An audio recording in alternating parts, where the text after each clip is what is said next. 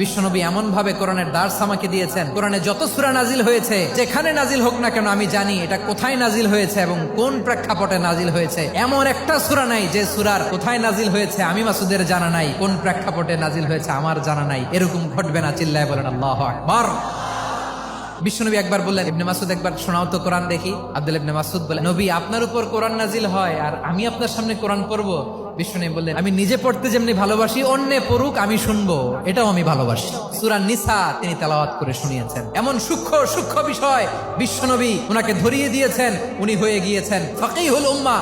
ওনার চাইতে বড় ফকি এই পৃথিবী আর দেখবে না। উনি বিশ্বনবী সবার কাছে কোরআন শোনায়, কিন্তু বিশ্বনবী নিজে আব্দুল্লাহ ইবনে মাসুদের কাছ থেকে কোরআন শুনতো। ওমরে ফারুকের সময় কুফার বিচারপতি ছিলেন, তাহলে উনাকে বিশ্বনবী বানিয়েছেন আইনবিদ, ফাকিহ। হিউম্যান রিসোর্স ডেভেলপমেন্ট কিভাবে করবেন, মানব সম্পদের উন্নয়ন কিভাবে করতে হয়, কিভাবে যার যেখানে প্রতিভা কাজে লাগাতে হয় উনি দেখিয়েছেন। সুবহানাল্লাহ পড়বেন না?